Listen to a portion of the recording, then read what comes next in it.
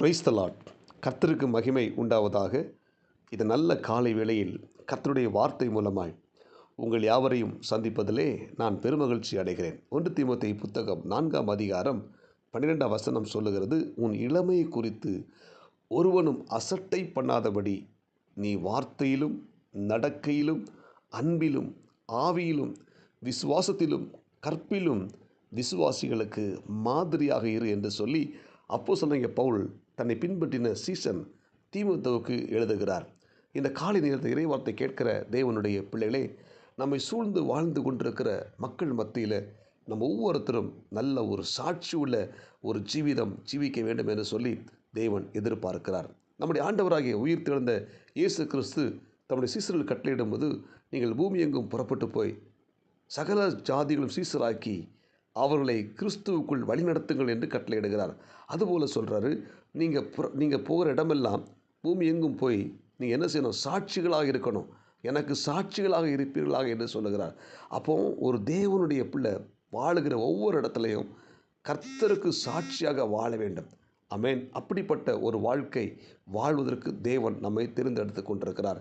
இன்றைய இறைவார்த்தை கேட்கிற தேவனுடைய பிள்ளைகளே, நாம் இருக்கிற இடத்துல நம்ம சாட்சிகளாக இருக்கிறோமா, விசுவாசிகளுக்கு ஒரு மாதிரியாக இருக்கிறோமா என்பதை நாம் ஆராய்ந்து பார்க்க வேண்டும். ஆமென்.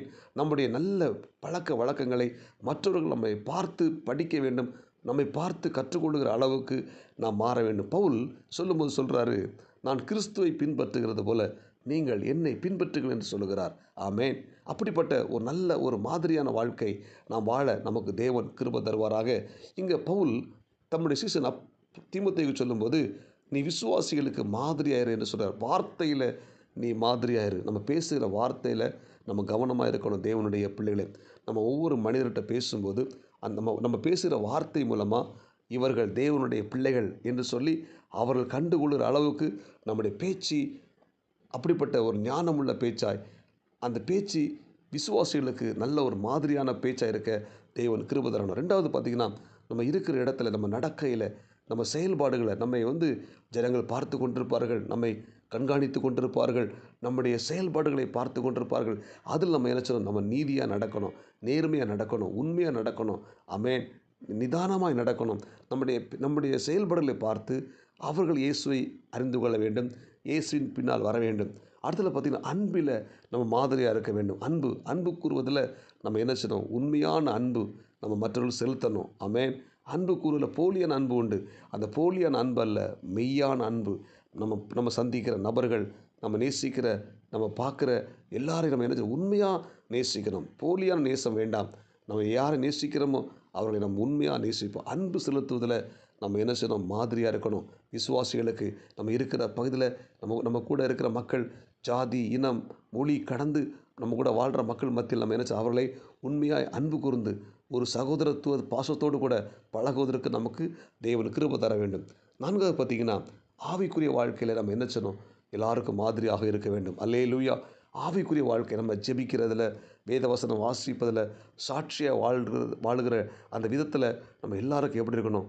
நல்ல ஒரு சாட்சி உள்ள ஒரு விசுவாசிகளுக்கு நல்ல ஒரு மாதிரியாக இருக்க நமக்கு தேவன் கிருபை தரணும். அது மட்டும் இல்லாமல் விசுவாசத்தில் நம்ம நல்ல விசுவாசத்தை நம்ம சில நேரங்களில் பார்த்திங்கன்னா, நமக்கு வர துன்பங்கள், பாடுகள், நெருக்கங்கள், போராட்டங்கள் இவைகள் மத்தியில் நம்ம விசுவாசமாக இருக்கும்போது கர்த்தர் அற்புதங்களை செய்கிறார்.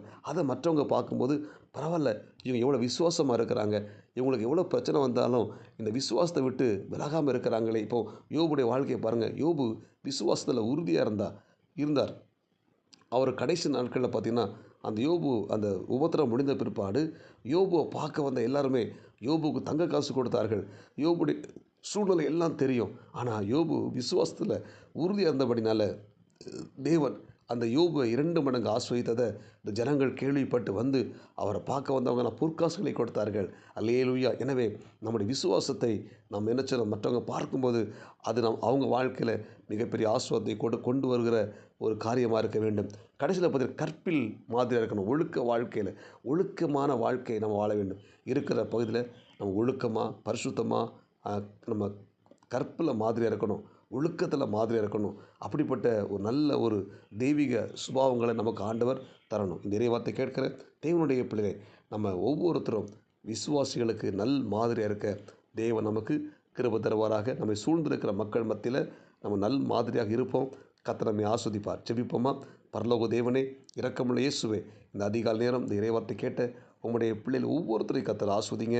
ஆண்டவரே, இந்த இறைவார்த்தை கேட்ட ஒவ்வொரு தேவனுடைய பிள்ளைகளும் விசுவாசிகளுக்கு மாதிரியாக இருக்க ஆண்டவர் கிருபை தருவீராக. இந்த இறைவார்த்தை கேட்ட எல்லாரையும் ஆஸ்வதிங்க. இந்த நாளுக்குரிய கிருபை கொடுங்க. இயேசு கிறிஸ்துவின் நாமத்தில் ஜெபிக்கிறோம் நல்ல பிதாவே, ஆமேன். God bless you. உங்கள் யாவரையும் கர்த்தர் ஆஸ்வதிப்பாராக. இந்த நாள் உங்களுக்கு இனிமையாய் அமையட்டும். ஆமேன்.